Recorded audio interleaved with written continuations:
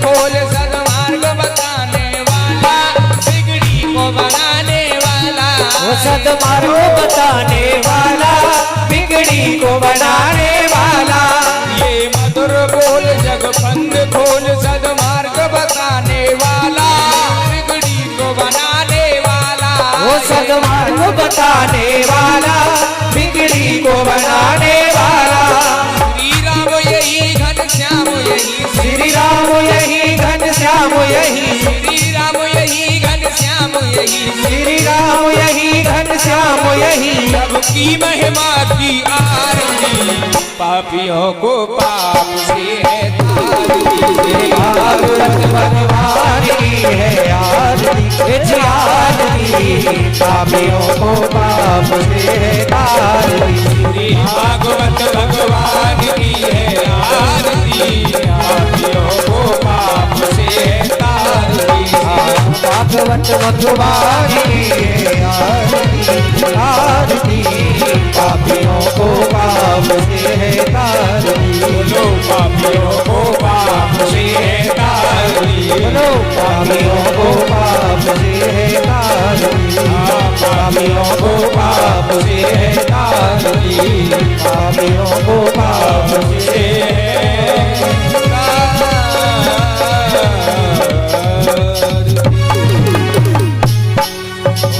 भागवत महापुराण की। ओम जलम शीतली नारार्थकम समयसे ततो नो वियम कुरुषन्नः करो प्रजाभ्यो भयन्नः वासुभ्यः शुभ शांतिर्भवतु। आरती दे दीजिए और सभी बैठ जाएं अपने अपने स्थान पर। सभी यथा स्थान ग्रहण करें। श्रीमती भगवत जी की आरती के साथ सभी माँ शक्ति माताएं, पितृ शक्ति पिता, सभी देवी स्वरूपा बहनों, बाहर से पधारो भक्तों, सभी संत समाज, बुजुर्ग समाज, ब्राह्मण समाज, प्रियात्मनों, सही बराबर के साथियों, प्यारे बच्चों, आगे बढ़ते हैं श्रीमद् भगवत कथा की ओर।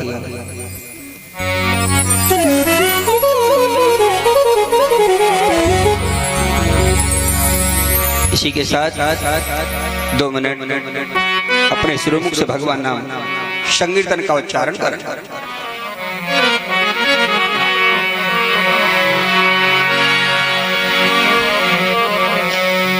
श्री राधे गोविंदा, श्री राधे गोविंदा, मन भजले हर का प्यारा नाम है। श्री राधे गोविंदा, मन भजले हर का प्यारा नाम है। श्री राधे गोविंदा, मन भजले हर का प्यारा नाम है। श्री राधे गोविंदा, मन भजले हरि का प्यारा नाम है। गोपाला हरि का प्यारा नाम है, नंदलाला हरि का प्यारा नाम है। गोपाला हरि का प्यारा नाम है, नंदलाला हरि का प्यारा नाम है। ओ गोपाला हरि का प्यारा नाम है, नंदलाला हरि का प्यारा नाम है। गोपाला हरि का प्यारा नाम है, नंदलाला हरि का प्यारा नाम है। श्री राधे गोविंदा, मन भजले हरि का प्यारा नाम है। श्री राधे गोविंदा, मन भजले हरि का प्यारा नाम है।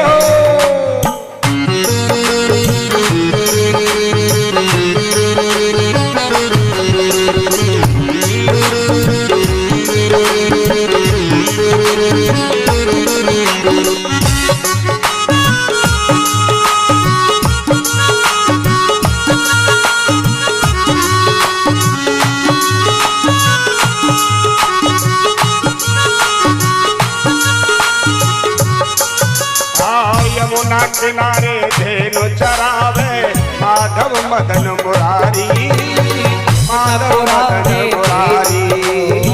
यमुना किनारे धेनु चरावे माधव मदन मुरारी, माधव मदन मुरारी। ओ मधुर मुरलिया की धुन सुनकर भूले सुध बुध सारी। हाँ मधुर मुरलिया की धुन सुनकर भूले सुध बुध सारी। हाँ मधुर मुरलिया की धुन सुनकर भूले सुध बुध सारी।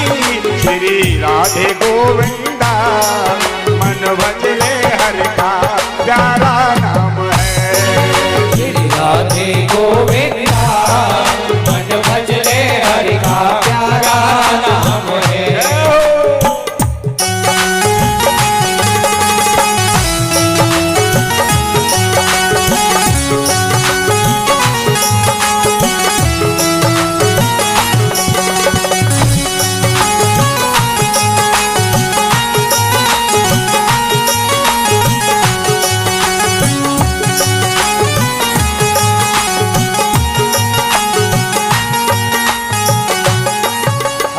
गिरधर नागर नागर नागर गिरधर नागर कहती मीरा सुर को चावल भाए, सुर को चावल भाए।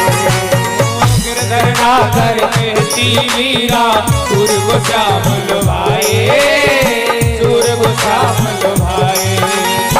गिरधर नागर कहती मीरा सुर को चावल भाए, सुर को चावल भाए। गिरधर नागर कहती मीरा सुर को चावल भाए, सुर को चावल भाए।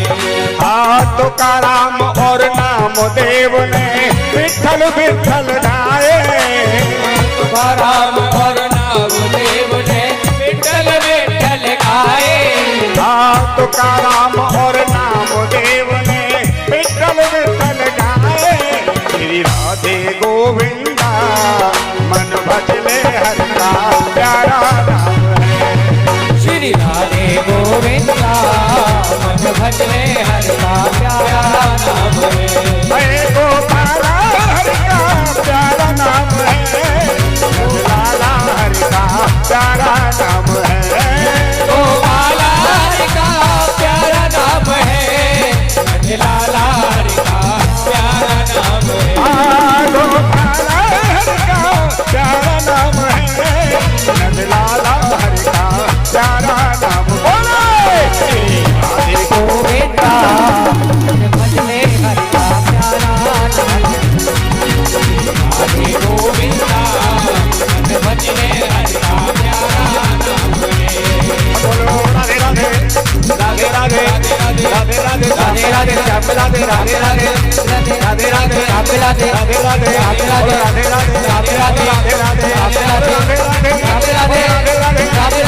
राधे राधे राधे राधे राधे राधे राधे राधे राधे राधे राधे राधे राधे राधे जय जय श्री राम।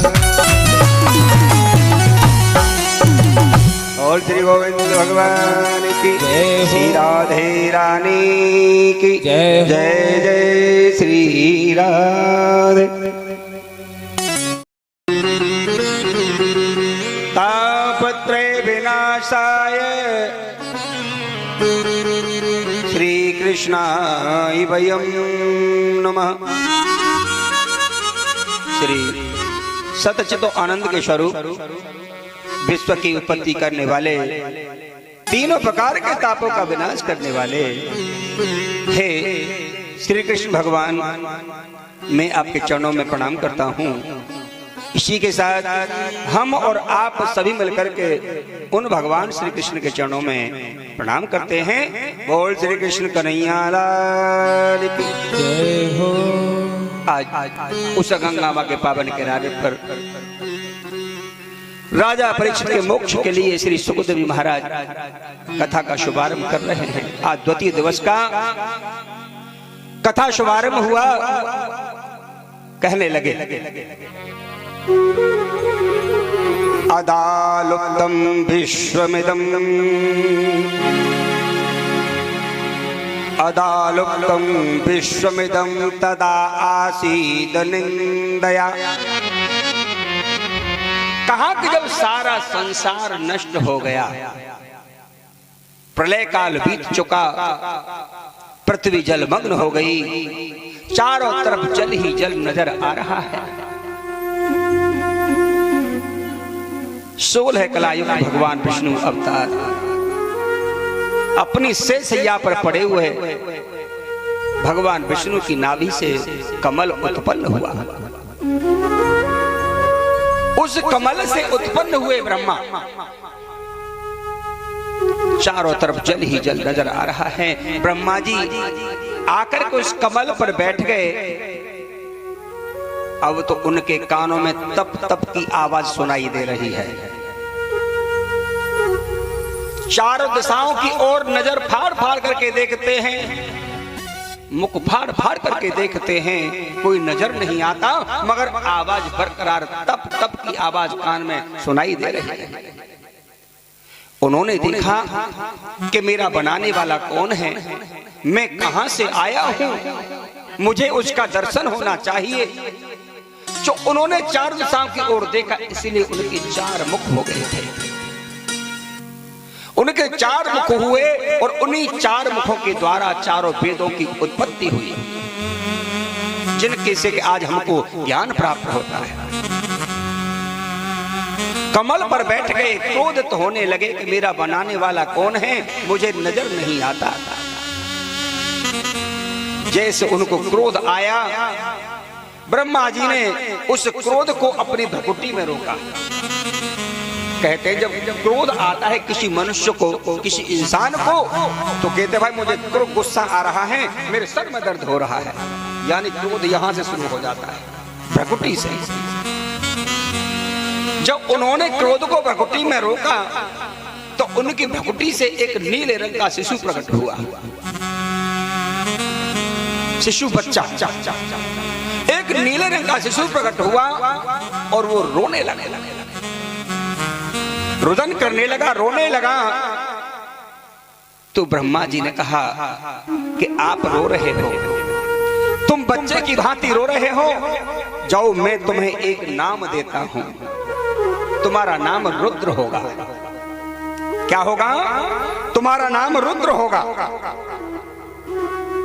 अब तो स्वयं उनको नाम दे दिया। और रुद्र किसे कहते हैं? शिव जी के लिए। यहां से शिव जी की उत्पत्ति दिखाई है ब्रह्मा जी की भक्ति से। रुद्र भगवान को नाम दे दिया, उनका रोना बंद हो गया। तो कहा कि महाराज अब मैं कहां जाऊं, मुझे किस लिए बुलाया है, किस लिए पैदा किया है? ब्रह्मा जी ने कहा कि तुम ऐसा करो, सृष्टि को आगे बढ़ाओ। मैंने आपको सृष्टि की उत्पत्ति के लिए पैदा किया है। उन्होंने कहा प्रभु मैं सृष्टि कैसे बढ़ाऊं, पृथ्वी तो जलमग्न है, पृथ्वी कहां पर रुकेगी, सृष्टि कहां पर रुकेगी, और ना ही कोई सृष्टि को बढ़ाने का साधन है, मैं सृष्टि कैसे बढ़ाऊं? तो ब्रह्मा जी ने कहा अगर आप सृष्टि बढ़ाने के लिए स्थान मांगते हो तो मैं आपको 11 स्थान देता हूं, उन 11 स्थानों पर जाकर के रहना।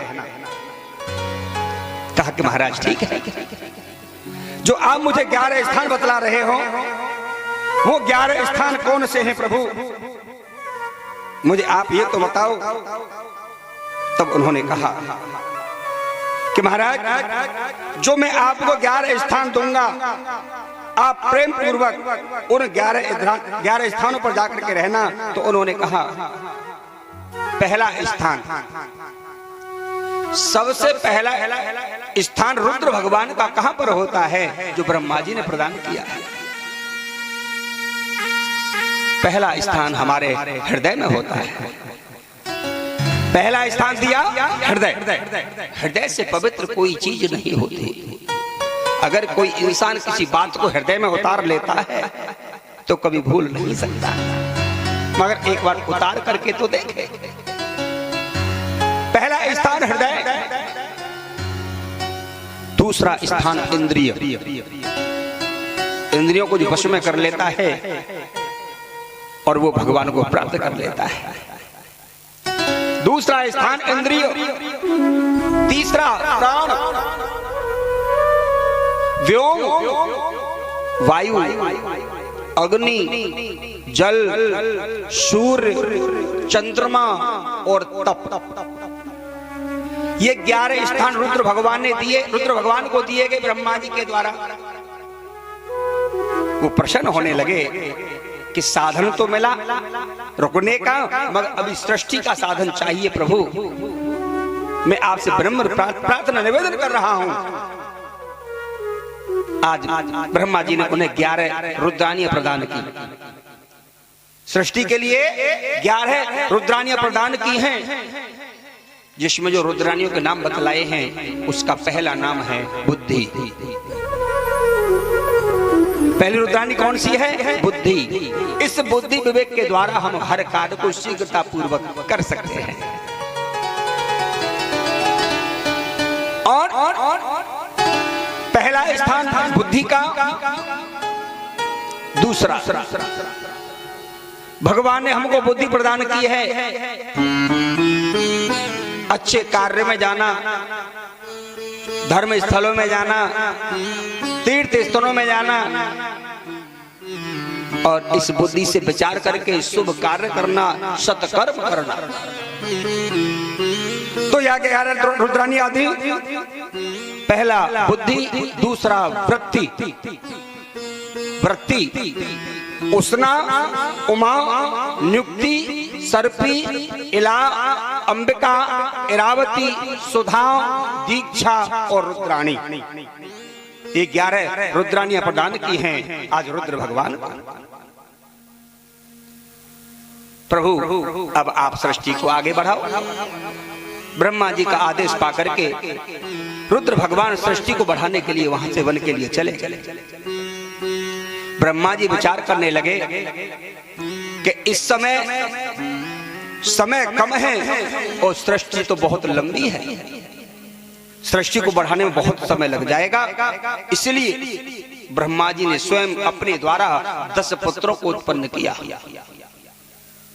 उन्होंने स्वयं अपने द्वारा 10 पुत्रों को उत्पन्न किया है, जिसमें प्रथम पुत्र है मरीचि, दूसरे अत्रि, अंगिरा, पुलह, क्रतु, भृगु, वशिष्ठ, दक्ष और नारद। ये 10 पुत्र उत्पन्न किए। फिर उन्होंने देखा अभी तो बहुत सृष्टि शेष है। फिर उन्होंने धर्म अधर्म को बनाया, उन्होंने धर्म और अधर्म को बनाया। और कहने लगे विस्तार से सृष्टि रच रहे हैं ब्रह्मा, धर्म अधर्म को बनाया। उन्होंने विभिन्न अंगों से, हृदय से काम, भौं से क्रोध, भ्रकुटी से क्रोध, शिश्न से समुद्र और गुदा से पापासुरता मृत्यु उत्पन्न की। सृष्टि को बढ़ाते हुए ब्रह्मा जी ने अपने शरीर के 2 भाग कर लिए। उन्होंने 2 भाग किए, एक भाग से स्वयं मनु और दूसरे भाग से शत्रुपा, यानी स्त्री और पुरुष। ब्रह्मा जी ने उसके बाद स्त्री और पुरुष को बनाया। जब मनु और शत्रुपा को उत्पन्न किया तो मनु शत्रुपा ने कहा कि प्रभु हे जगत पिता, हमें क्यों याद किया, बताइए कि आप सृष्टि को बढ़ाओ। तो मनु शत्रुपा ने कहा कि प्रभु आपने रुद्र भगवान को तो 11 स्थान दिए, पृथ्वी जलमग्न है, जल ही जल नजर आ रहा है, हम सृष्टि को रोकेंगे कहां पर? तो ब्रह्मा जी ने तुरंत विचार किया कि मुझे इस पृथ्वी के उद्धार के लिए क्या करना चाहिए। जैसे उन्होंने सोचा तो सोचने से उनको एक छींक आई, और छींक आने से उनकी नासिका के अग्रभाग से 12 भगवान का अवतार हुआ, जिसे सूकर रूप धारण किया था। भगवान ने सूकर रूप धारण किया है इसलिए कि भगवान ने देखा है कि मैं किस रूप के द्वारा किसी का उद्धार कर सकता हूं। जैसे प्रहलाद को बचाने के लिए नरसिंह बन गए, ऐसे आज सूकर रूप धारण किया। क्योंकि पृथ्वी का उद्धार एक सूकर रूप में आकर के किया जा सकता है। क्यों कि कश्यप ऋषि को कश्यप जी ने जिस समय वो ध्यान में बैठे थे तो उनको किसको श्राप दिया था? दिति को। संध्या के समय वो ध्यान पर बैठे हैं और दिति ने आकर के उनके वस्त्रों को खींचा था कि प्रभु मेरी इच्छा पूर्ण कीजिए। उन्होंने कहा ये समय काम वासना का नहीं, भगवान के भजन का है, मगर उन्होंने हट की तो उनकी इच्छा पूर्ण की, मगर श्राप दे दिया कि जाओ तुम्हारे गर्भ से 2 राक्षस उत्पन्न होंगे, हिरण्याक्ष और हिरण्यकश्यप। तो दिति ने उन 2 राक्षसों को जन्म दिया था, जिनमें बड़ा राक्षस था जिसका नाम था हिरण्याक्ष। इतना बड़ा बलवान था, उसने पृथ्वी को और समेट करके चटाई रूप बना करके और भिष्टा के महल में ले जाकर के रसातल में छुपा दिया था। इसीलिए महल भिष्टा का बना हुआ है। भिष्टा आप जानते हैं, मल जो होता है उसका महल बना करके छुपा दिया था। इसीलिए भगवान ने सूकर रूप धारण किया कि भिष्टा के महल को तो सूकर की तोड़ सकता है। सभी घृणा करते हैं। आज भगवान वामन 12 रूप का धारण किया और पृथ्वी का उद्धार करने के लिए निकल पड़े। जब चलकर रसातल में पहुंचे, देखा नारद जी मार्ग में मिले हैं कि महाराज आज ये रूप आपका? कि हाँ, कि मैं पृथ्वी का उद्धार करने के लिए जा रहा हूं। नारद जी ने कहा महाराज बहुत बड़ा बलवान है। बोले कोई बात नहीं है, मैं आज पृथ्वी का उद्धार करूंगा। जब चल करके बाहर भगवान रसातल में पहुंच गए, हिरण्याक्ष ने देखा तो उनका सुगर रूप था ही। कह दिया सुगर तू कहां जा रहा है? जब भगवान से कर्कशा वाणी बोली, भगवान ने कहा कि अगर मैं यहाँ चुप हो गया तो यहाँ झगड़ा नहीं होगा, संग्राम नहीं होगा, तो इसे मैं कैसे मार पाऊंगा? भगवान ने कहा तू मुझे सुकर रूप बता रहा है, अरे तेरा तो कुत्ते का रूप है। जहां दोनों तरफ से कर्कशा वाणी हुई, भाई झगड़ा ही तब होता है कि एक दूसरा किसी को गाली दे चुप चला जाए तो झगड़ा होगा ही नहीं। और जब दोनों तरफ से गाली गलौच होते हैं, कर्कशा वाणी होती है, तो वहां झगड़ा होता है। उन दोनों में जब देखा कि संग्राम के लिए तैयार हो गई, भगवान ने पहले देखा कि मुझे पृथ्वी का उद्धार करना है। जाते जाते भगवान ने अपनी नासिका के अग्रभाग से भिष्टा के महल को तोड़ दिया। भिष्टा के महल को तोड़ा, पृथ्वी को निकाल लिया और पृथ्वी को निकाल करके डाढ़ के नीचे दबा लिया कि यहां से सुरक्षित मैं कहीं नहीं रख पाऊंगा। पृथ्वी को डाढ़ के नीचे दबा लिया और ऊपर की ओर आने लगे और पीछे गदा लेकर के हिरण्याक्ष भाग रहा है। मेरी दबाई हुई पृथ्वी को ले गया। भगवान चल करके आए, भगवान ने झट से जल के ऊपर आकर के पृथ्वी को निकाला। पृथ्वी को निकाल करके और जल पर स्थापित कर दिया। और पृथ्वी कहां पर है आज? जल पर स्थापित, जल पर रख दिया और धर्म धागे से बांध दिया है। पृथ्वी को काहे से रोका है? धर्म के द्वारा। और ये पृथ्वी धर्म पर ही आधारित है, सत्य पर आधारित है। जिस दिन धर्मलोप हो जाएगा ना, जिस दिन धर्मलोप हो जाएगा तो महाप्रलय हो जाएगी। आज भी जब पृथ्वी पर भार बढ़ता है, आज भी जब पृथ्वी पर भार बढ़ता है, कैसा कहते ना भैया आज धरती हाली, आज भूकंप आ गया था, वो क्या होता है कि जब पृथ्वी पर कोई बड़ा पाप होता है, बड़ा अधर्म होता है, तो पृथ्वी कांप जाती है कि आज मेरे ऊपर ऐसा ये अधर्म हुआ है। आप अपने हृदय पे हाथ धर के देखो, अगर कोई हम ऐसा कार्य होते देखे तो हमारा दिल एकदम घबरा जाता है, शरीर कांप उठता है।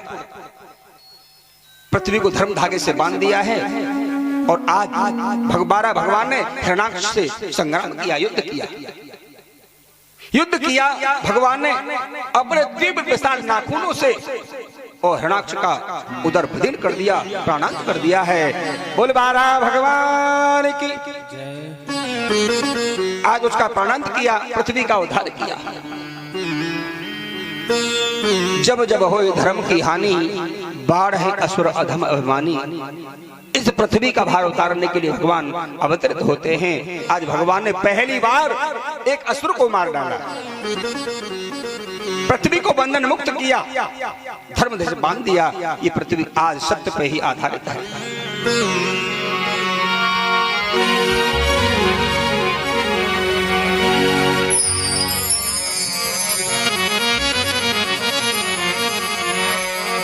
कि सोने में सुगंध तेने क्यों न करी दीनानाथ।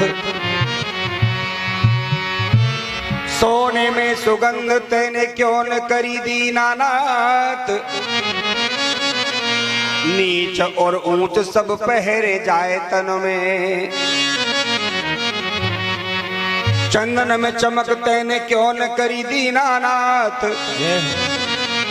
छोड़ घरवार जो बसा दियो बन में। कि विद्वान कुधन तेने क्यों न दियो दीनानाथ। प्रतिदिन लोवा की लगती भजन में। राजा अमर तेने क्यों न कियो दीनानाथ। बैठ कर न्याय जो कर तो भवन में।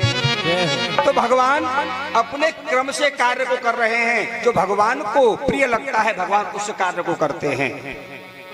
तो लिखा है भगवान ने कहा है कि अगर मैं सोने में सुगंधी कर देता तो होता क्या।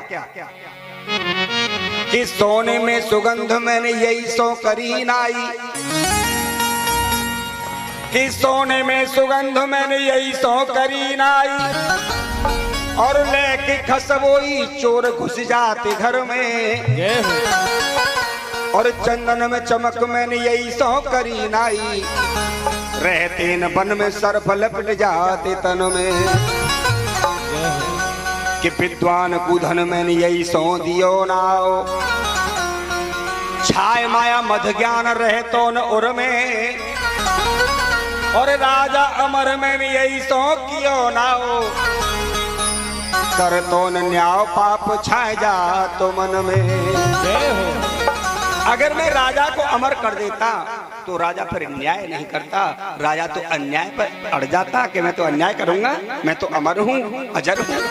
मगर अजर अमर तो एक ही है।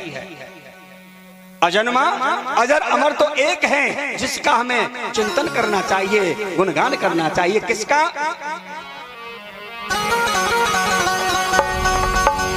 और कर ले दर्शन, और कर ले दर्शन अजर अमर अविनाशी का।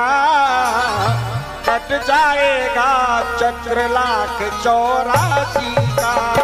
कर ले दर्शन अजर अमर अविनाशी का। कट जाएगा चक्र लाख 84 का। कर ले दर्शन, कर ले दर्शन अजर अमर अविनाशी का। कट जाएगा चक्र लाख 84 का। कर ले दर्शन अजर अमर अविनाशी का। कट जाएगा चक्र लाख 84।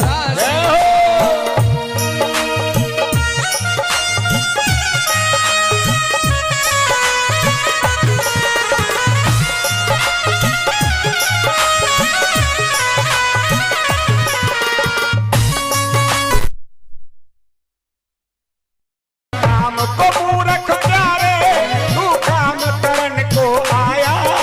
काम को मूर्ख प्यारे तू काम करन को आया।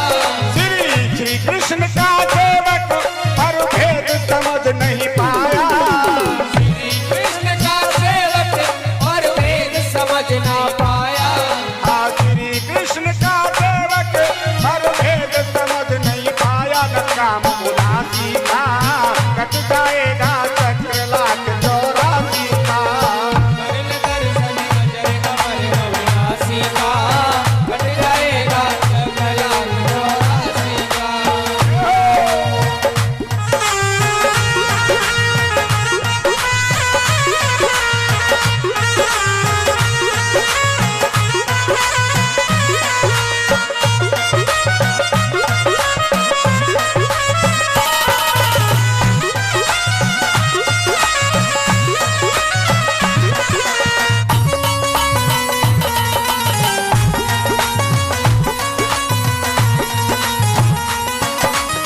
कर ले दर्शन अजर अमर अविनाशी का। कट जाएगा चक्र लाख 84 का। कर ले दर्शन अजर अमर अविनाशी का। कट जाएगा चक्र लाख 84 का। कर ले दर्शन अजर अमर अविनाशी का। कट जाएगा चक्र लाख 84 का। कर ले दर्शन अजर अमर अविनाशी का।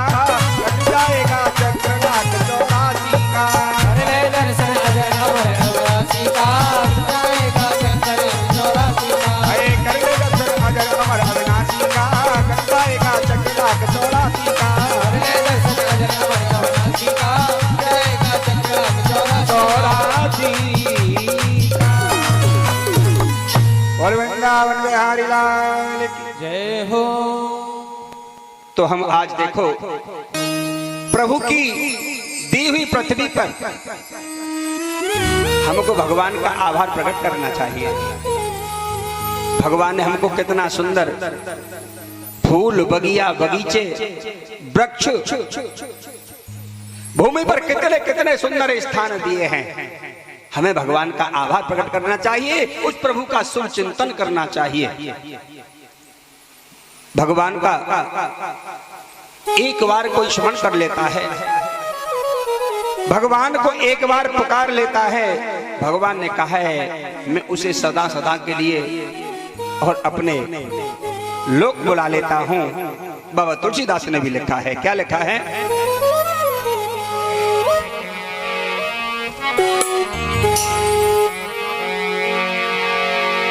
जासो नाम सो में रत एक बार, जासो नाम सो में रत एक बार, जासो नाम सो में रत एक बार, जासो नाम सो में रत एक बार, उतर नर भव सिंधु अपारा, उतर नर भव सिंधु अपारा, उतर नर भव सिंधु अपारा, उतर नर भव सिंधु अपारा। भगवान ने कहा है कि एक बार जो मुझे पुकार लेता है मैं सदा के लिए उसे अपने लोक बुला लेता हूँ। मुझे कोई सुमर करके देखे, भज करके देखे, मेरा कोई ध्यान करे। और भगवान ने एक बात और कही है कि जो मेरा ध्यान करता है, मेरा नाम गुणगान करता है, मैं उसका आभारी बन जाता हूँ, मैं उसका नौकर बन जाता हूँ, मैं उसका चाकर बन जाता हूँ, मैं उसका झूठा खा लेता हूँ, मैं उसे गले लगा लेता हूँ। भगवान बहुत दयालु हैं, भगवान दया करते हैं, भगवान हर जीव पर दया करते हैं। हम भी चाहते हैं, आप सब चाहते हैं कि हम पर भगवान की दया हो जाए। क्या हो जाए? दया। मगर दया कब होती है? दया कोई ऐसी चीज नहीं हो जेब में तो निकाल के दे दे। दया हमें प्रयास करना होता है। क्या? हमें इसकी परीक्षा देनी होती है। दया, दया का उल्टा क्या होता है? दया उल्टा कर दो, याद। दया और दया का उल्टा याद। हम किसी को याद करेंगे, हम किसी को याद करेंगे तो वो हम पर दया करेंगे। मानो आज मुझे कोई सताने लगे और मैं अपने भैयाओं को याद करूं, इनके नाम ले लेकर के पुकारूं, तो शायद मेरी रक्षा करने के लिए आएंगे। और जब मैं इनको नाम लेके बुलाऊंगा ही नहीं, इनको आबादी नहीं लगाऊंगा, तो मुझे बचाने के लिए कहां से आएंगे? तो कहा है कि जो मुझे याद करता है मैं उस पर दया करता हूं। हर इंसान घूम रहा है कि मुझे इतना लाभ होना चाहिए, मुझे इतना फायदा होना चाहिए।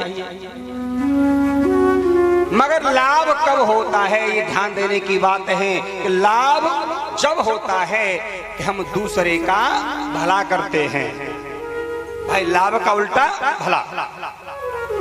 लाभ तब होता है कि जब दूसरे का भला करते हैं। अगर हम दूसरे का भला करेंगे तो हमारा भी कोई जरूर भला करेगा, हमको लाभ होगा। अरे भगवान हमारा भला करेंगे, हमको लाभ हो जाएगा। इसीलिए हम उन भगवान को कोट कोट प्रणाम करते हैं जिन्होंने कि आज इस सुंदर पृथ्वी का उद्धार किया है और असुर का प्राणांत किया है। सृष्टि प्रकरण शुरू हो गया। उधर मनु और शत्रुपा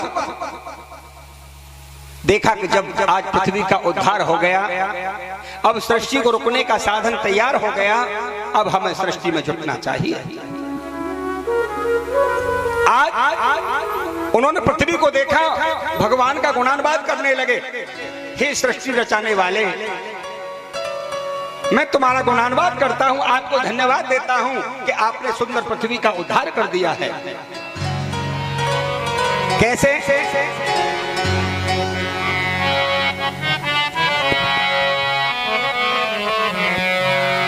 सृष्टि रचाने वाले, सृष्टि रचाने वाले, कितना महान है तू, दाता दया का सागर, प्राणों का प्राण है तू। रचाने वाले, कितना रचाने वाले, कितना महान है तू, दाता दया का सागर, प्राणों का प्राण है तू। सृष्टि रचाने वाले, कितना महान है तू, दाता दया का सागर, प्राणों का प्राण है तू। रचाने वाले, कितना महान है तू, दाता दया का सागर, प्राणों का प्राण है।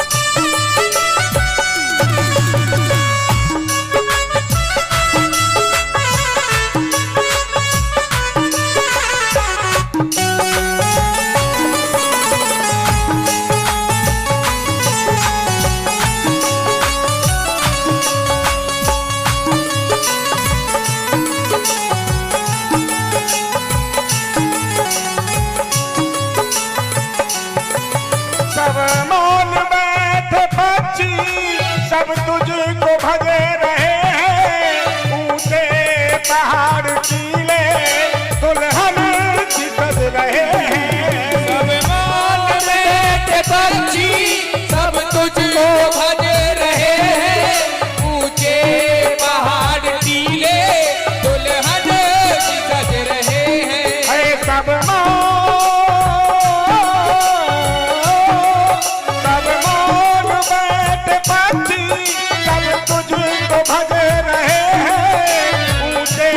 पहाड़ टीले, दुल्हन सज रहे हैं। ऊंचे पहाड़ टीले, दुल्हन सज रहे हैं। अंबर से बज रही है, अंबर से बज रही है, ओ अंबर से बज रही है, मीठी सितार है तू, दाता दया का सागर, प्राणों का प्राण है तू। सृष्टि रचाने वाले, कितना महान है तू, दाता दया का सागर, प्राणों का प्राण है।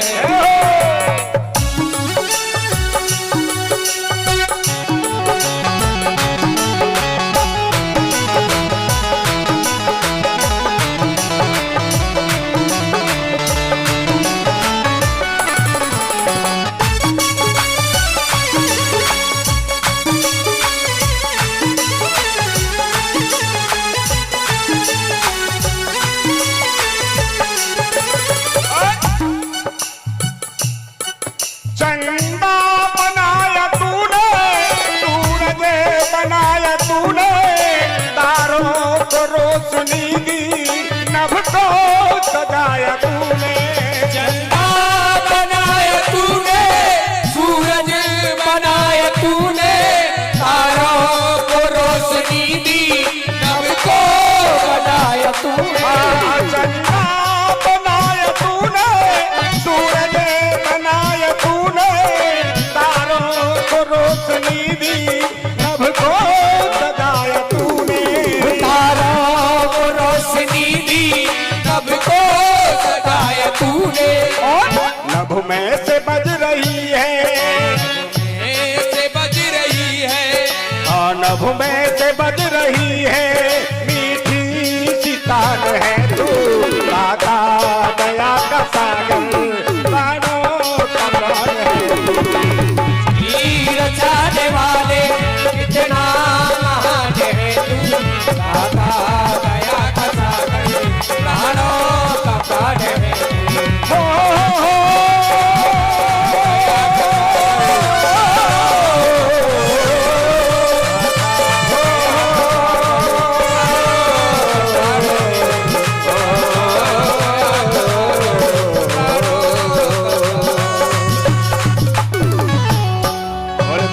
भगवान की जय जय श्री राधे। आज जो हमारे सृष्टि करता है हम उनको कोट कोट नमन करते हैं। सुखदेव जी कहते हैं कि राजन, आज आपका द्वितीय दिवस, कहीं आप प्यास से व्याकुल तो नहीं हो कि प्रभु मुझे तो आनंद आ रहा है, मुझे परम आनंद आ रहा है, मुझे कोई व्याकुलता नहीं है, मुझे विस्तार से कथा का आनंद कराते रहें, ये मेरा भय निवारण करते रहें। तो भगवान कहने लगे, सुखदेव जी ने कहा राजा परीक्षित, भगवान एक सृष्टि का आधार रच रहे हैं। मनु शत्रुघ्न दोनों सृष्टि में जुट गए। जब दोनों सृष्टि में जुट गए तो उनके यहां सृष्टि के समय 3 पुत्रियों का आगमन हुआ। 3 पुत्रियां हुई, आकुति, देवहूति और प्रसूति। आकुति, देवहूति, प्रसूति 3 कन्या हुई और 2 पुत्रों का आगमन हुआ जिनका नाम है प्रियव्रत और उत्तानपाद। 3 पुत्रियां 2 पुत्र हुए, सृष्टि आगे बढ़ने लगी। सुखदेव जी कहते हैं कि राजन, सृष्टि के समय मनु शत्रुपा के यहाँ 3 पुत्री हैं। संयोग ऐसा कि तीनों पुत्रियां जब बड़ी होने लगी तो जिसमें जो आकुति नाम की बड़ी कन्या जब विवाह योग्य हो गई तो रुचि प्रजापति के साथ और उसका विवाह कर दिया। रुचि प्रजापति के साथ जब दूसरी कन्या रुचि नाम की कन्या विवाह योग्य हुई तो दक्ष प्रजापति के साथ, जो ब्रह्मा जी के पुत्र थे, दक्ष प्रजापति के साथ में उस कन्या का विवाह संस्कार कर दिया। 2 कन्याओं का विवाह हुआ।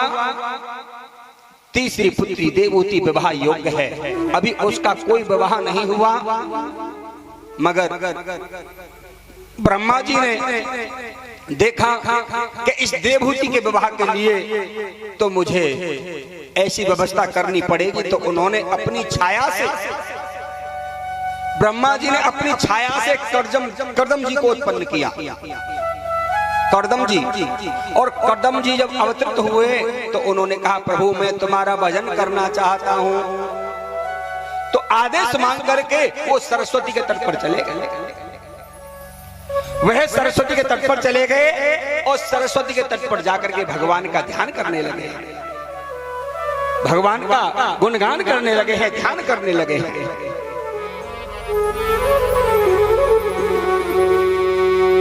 कृष्णं नारायणं वन्दे, कृष्णं वन्दे व्रजप्रियं, कृष्णं द्वैपायनं वन्दे, कृष्णं वन्दे प्रथाशुतम्।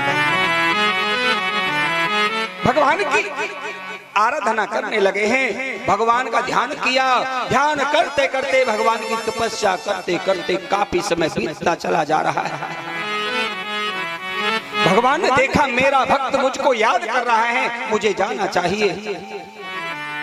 तो स्वयं भगवान अपने गरुड़ पर आरूढ़ होकर के भगवान विष्णु चल करके नारायण भगवान आए सरस्वती के तट पर, जहां एक छोटा सा बट वृक्ष है। उस बट वृक्ष के नीचे जहां कर्दम जी भगवान की तपस्या कर रहे हैं, चल करके आए। जब भगवान को आते हुए देखा, भगवान को प्रणाम किया, साष्टांग दंडवत किया। भगवान ने कहा कर्दम जी, बोले हाँ प्रभु, कि मैं तुम्हारी तपस्या से बड़ा प्रसन्न हूं, बहुत प्रसन्न हूं, और मुझसे कोई वरदान मांग लो। कर्दम जी कहने लगे प्रभु, अगर मैंने तपस्या की और तुमसे वरदान मांगा तो मेरा तपस्या करना क्या हुआ? फिर ये तो बदला हो जाएगा, मुझे तुम्हारी भक्ति चाहिए। भगवान ने कहा कर्दम जी, तुमसे बड़ा कौन सा मेरा भक्त होगा जो सरस्वती के तट पर बैठ करके इस जंगल में एक वृक्ष के नीचे तपस्या कर रहे, भजन कर रहे, मुझे पुकार रहे। तुम्हारे यहाँ अलौकिक भक्ति है। अब तुम्हारा वरदान मांगने का समय आ गया है, तो कोई वरदान मांगो। तो उनके अंदर इतना विवेक है, उन्होंने देखा मैं मांगूंगा क्या, कभी भगवान की प्राप्ति ही मांगूंगा, और मुझे इनके लोक ही जाना है। मगर जो हमारे अंदर, क्यों कि अभी हम पूरी तरह से निर्मल नहीं हुए हैं, पवित्र नहीं हुए हैं, अभी हम अपनी इंद्रियों को बस में नहीं कर पाए हैं। हमने तपस्या ही तो कर ली है, उस इंद्रियों को वश में करने के लिए तो हमको क्या करना पड़ेगा? अभी तो बहुत कार्य बाकी है कि प्रभु अगर आप मेरी तपस्या से प्रसन्न हैं तो मैं आपसे मांगता हूं कि अब मेरा हृदय, मेरा मन, मैं अपना विवाह चाहता हूं। क्या मांगा? अपना विवाह। कि जो हमारे अंदर सूक्ष्म वासनाएं हैं उनका साधन चाहिए।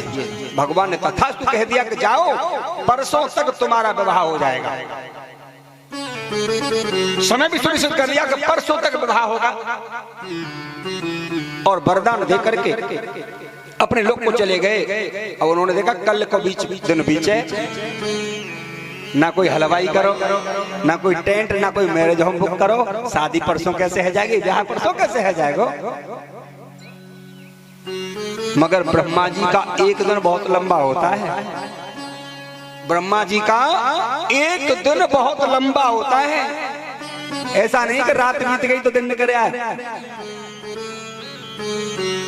अगला दिन हुआ, मगर उन्हें क्या व्यवस्था करनी है? क्यों कि मेरी तो व्यवस्था करने वाला स्वयं बैठा है, जिसने मुझे वरदान दिया है, जिसने मुझे आशीर्वाद दिया है। मगर एक मनुष्य ऐसा लालची हो चुका है, भले शरीर उसने दिया है, मगर हम कहते हैं कल तो भैया कचौड़ी खाएंगे, कचौड़ी बनवाएंगे। तू बनवा सकता है कचौड़ी? खा सकता है? मामा के पतो ना बनी भाई तैयार रह जाए, थाली आगे रह जाए, चित्तपट रह जाए, पतो तो खायू ना पावेगो। क्यों? पहले तो प्रारब्ध रचा, भगवान ने शरीर बाद में दिया है। पहले तो प्रारब्ध रचा और पीछे रचा शरीर। फिर तू कौन है खिलाने वाला? जब मैंने व्यवस्था ही पहले कर दी है तो भैया तू कहाँ खा सके और कहाँ खवा सके। अगला दिन भगवान से कहने लगे कि प्रभु तुम ही हो और मैं तो जैसे पहले बैठा था ऐसे ही बैठा रहूंगा। अब तो परसों का समय आया तो देख भी आ रहे, आज मेरी सगाई पक्की है जाएगी। चल करके उनके पास में आए, उन्होंने देखा अगर हमारे दरवाजे पर कोई अतिथि आता है, जाना अनजाना, वैसे अतिथि तो वही होता है जिसकी कोई तिथि नहीं होती ही, कोई जानकारी नहीं होती, कोई रिश्तेदारी नहीं होती ही, वही अतिथि होता है। रिश्तेदार तो रोज आमे, रोज मिठाई पकवान मारे, मगर खिलाना तो उसका है, सम्मान करना उसका है, जिससे कभी बदला ना ले सकें। अरे अपनी साली की सगाई हो, अपनी साली की या साले की शादी हो तो महाराज बड़े बड़े सामान प्रदान करते हैं।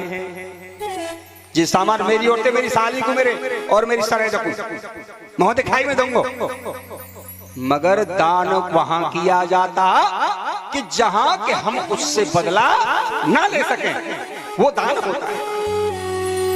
उन्होंने 3 आसन लिए और 3 आसन लेकर के वो जमीन पर बिछा दिए, पृथ्वी पर बिछा दिए।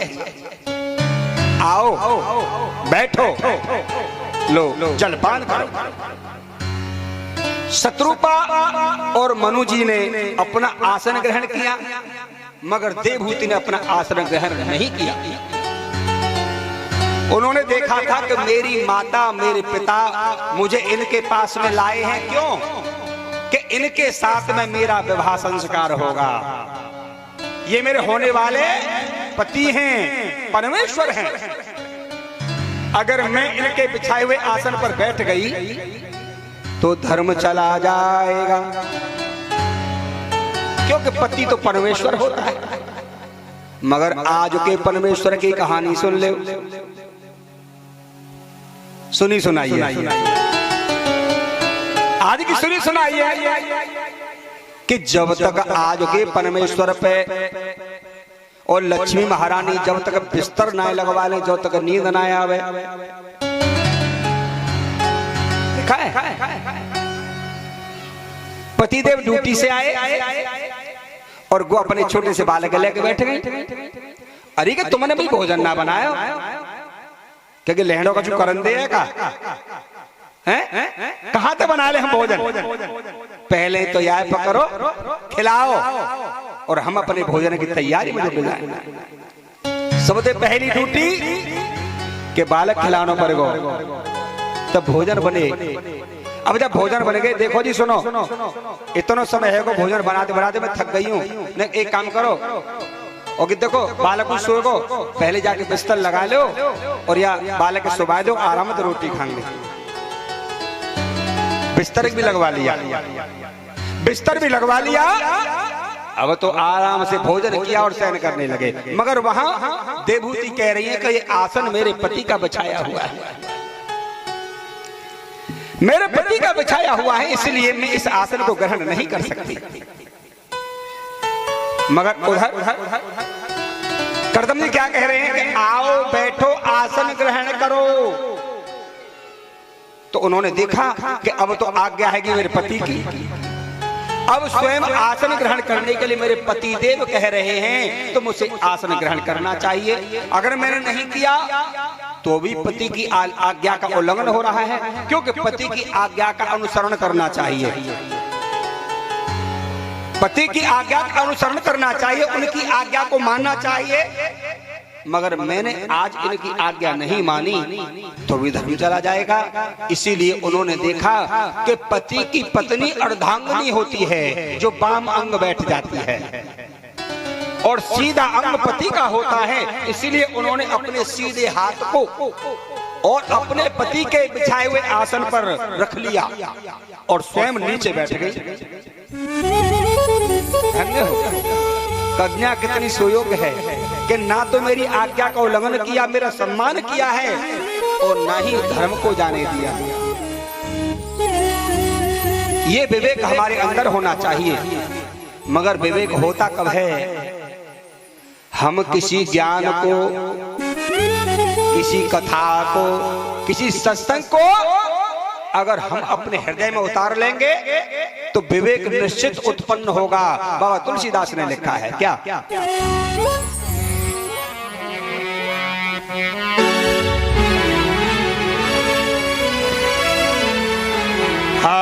बिन सत्संग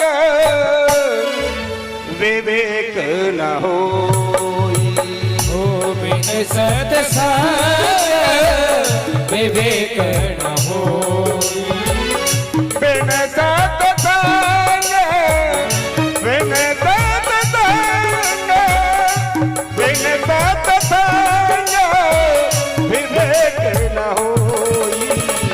राम कृपा बिन सुलभ न सोई, राम कृपा बिन सुलभ न सोई, राम कृपा बिन सुलभ न सोई। अगर हमें अपने अंदर विवेक की जागृति करनी है, विवेक को बढ़ाना है तो सत्संग सुनना पड़ेगा। सत्संग चीज क्या है? अरे बड़े सौभाग्य से मिलता है, बड़े भाग्य पावे सत्संगा। ये वैसे ही नहीं मिल जाता है कि कहीं रास्ते में पड़ा हो, बड़े सौभाग्य से मिलता है संतों का सत्संग। और सत्संग के लिए तो बहुत समय चाहिए, मात्र संतों का दर्शन भी बड़े सौभाग्य से होता है। वो बाबा तुलसीदास ने सुंदरकांड के माध्यम से बताया है। अब मोय भा, अब मोय भा भरोसा हनुमंता, अब मोहे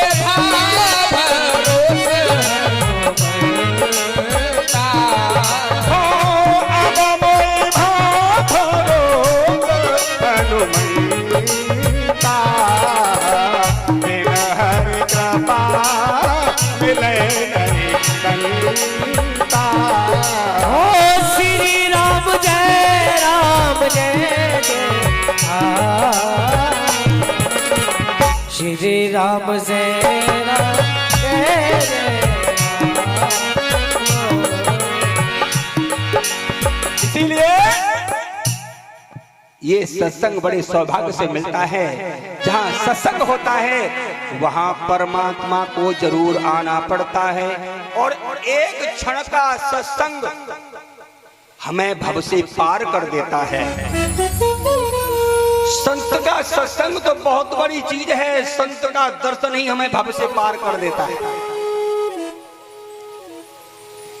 ध्यान देंगे कि हमें संत के दर्शन से और सत्संग करने से हमें क्या लाभ होता है, कौन सा लाभ होता है। एक समय ऐसा हुआ कि देवर्षि नारद जी और भगवान विष्णु के पास पहुंचे। भगवान विष्णु ने कहा, आओ नारद जी, देवर्षि कहो कैसे आना हुआ।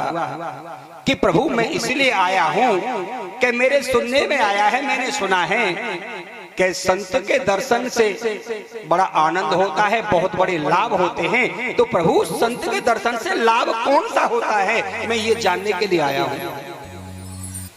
भगवान विष्णु ने कहा, बस यही छोटी सी बात है, ये तो मैं तुम्हें अभी बताए देता हूं। बताओ कि तो ऐसा करो, बीड़ा उठाओ और बीड़ा उठाए के मैं तुम्हें एक स्थान, एक गांव में जानो पड़ेगा। उस नगर में, उस गांव में एक अमुक नाम के व्यक्ति रहते हैं और उनके यहाँ पर एक गाय ने और बछड़े को जन्म दिया है। वो बछड़ा बता देगा तुमको, मैं तो क्या बताऊं इसको।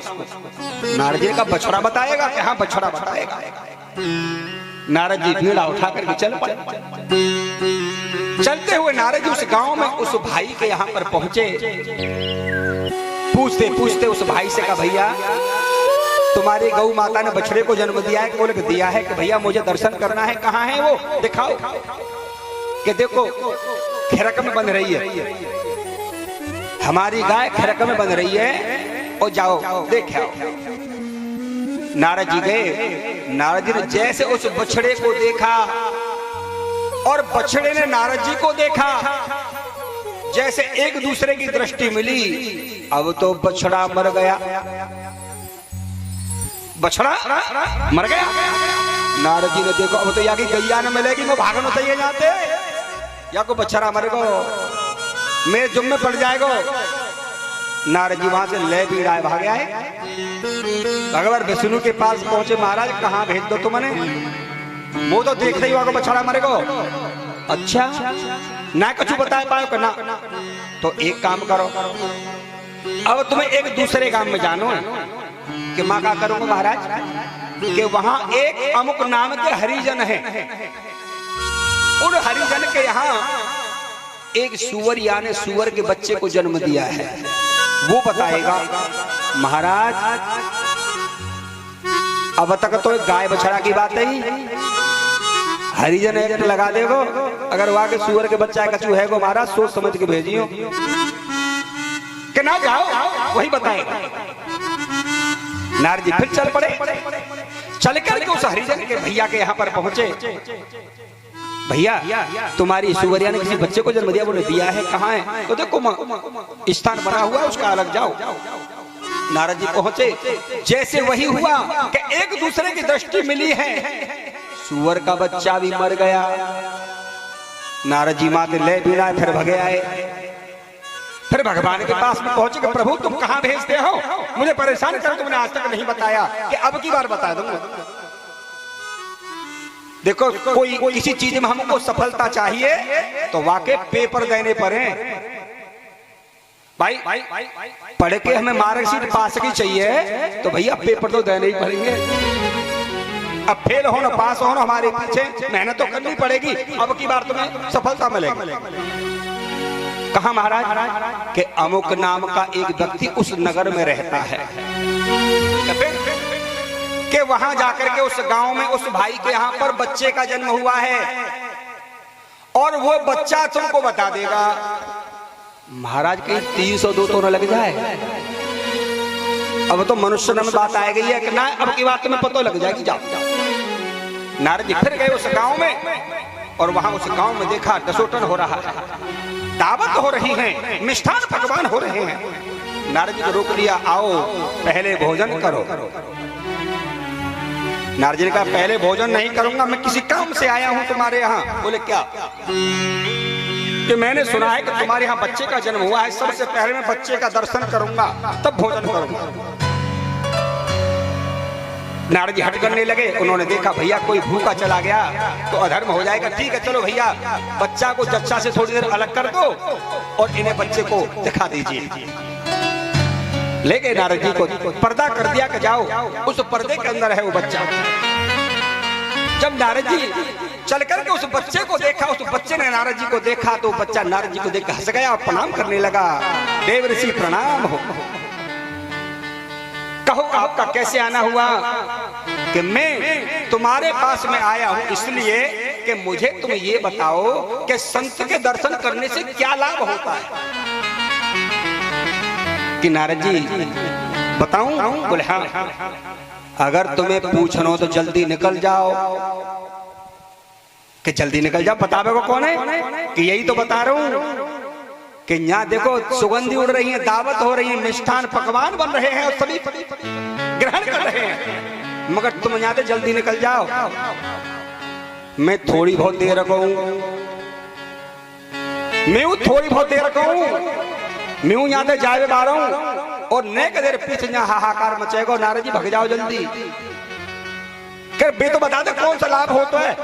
कि लाभ ये होता है कि पहले तुम बछड़े के पास पहुंचे थे तो तुम्हारा दर्शन करते ही बछड़ा खत्म हो गया। फिर तुम एक हरिजन के यहाँ पर सुअर का दर्शन के लिए पहुंचे, वो तुम्हें देखते ही वो मर गया और मुझे भी तुम्हारा दर्शन हो गया और मैं भी मरने वाला हूं।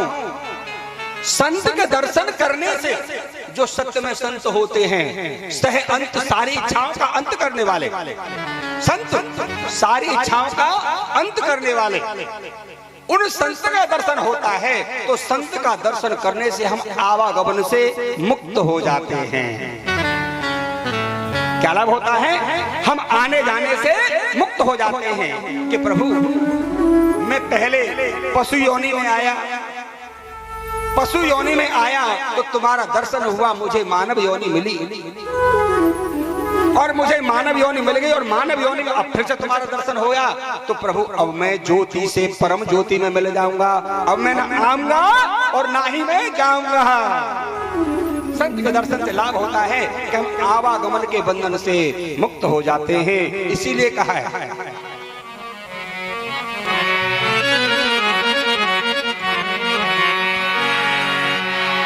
और हरि गुण गाओ जी, और हरि गुण गाओ जी, प्यारे गोविंद गुण गाओ जी, तुम्हारे पाप कटेंगे,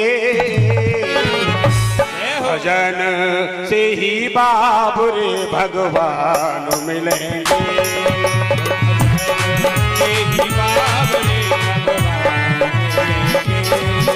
हरि गुण गावो जी, गोविंद गुण गावो जी, तेरे सब पाप कटेंगे। तेरी बाबरे भगवान, तेरी बाबरे भगवान। हरि गुण गाओ जी प्यारे, गोविंद गुण गाओ जी, तुम्हारे पाप कटेंगे। भजन से ही बाबुरे भगवान मिलेंगे। भजन से ही बाबरे भगवान मिलेंगे।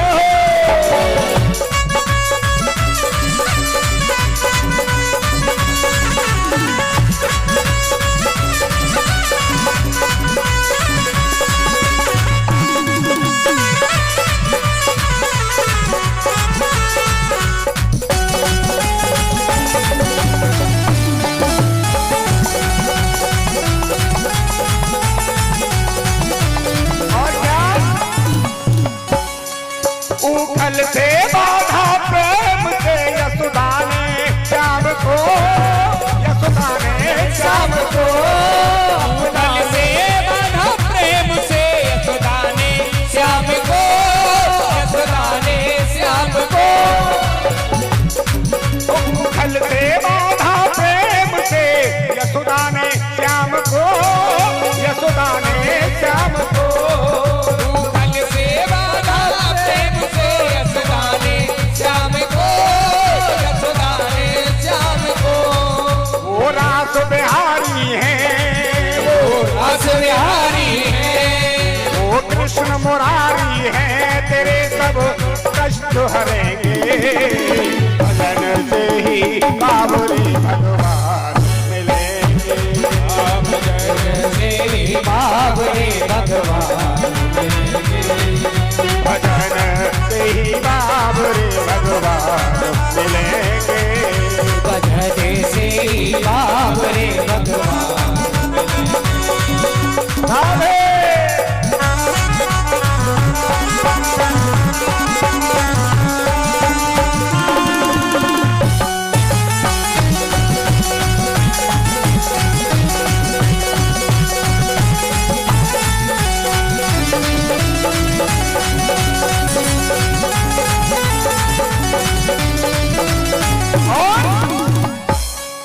रथवान बनाया प्रेम से अर्जुन ने श्याम को, अर्जुन ने श्याम को, अर्जुन ने श्याम को। ओ रथवान बनाया प्रेम से अर्जुन ने श्याम को, अर्जुन ने श्याम को। श्याम को सब कष्ट वो हर लेंगे, सब कष्ट वो हर लेंगे, सब कष्ट वो हर लेंगे, तुझे भव पार करेंगे। भजन से ही बाबुरे भगवान मिलेंगे। से ही बाबरे भगवान मिलेंगे। हरि गुण गाओ जी, गोविंद गुण गाओ जी, तेरे सब पाप कटेंगे।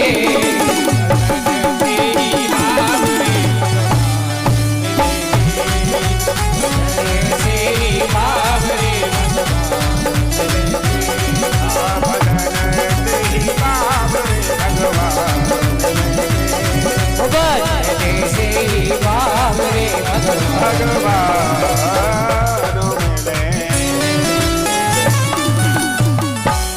भक्त और भगवान की जय जय श्री राधे। तो हमें आज सुखदेव जी कहते हैं कि राजा परीक्षित, कृष्णाय वासुदेवाय हरे परमात्मने प्रणतः क्लेशनाशाय गोविंदाय नमो नमः। भगवान का गुणगान भव से पार कष्टों से मुक्त कर देता है और जो हम पाना चाहते हैं हमको वो प्राप्त हो जाता है। जैसे देवहूति और कर्दम जी का संयोग बनने जा रहा है। आसन पर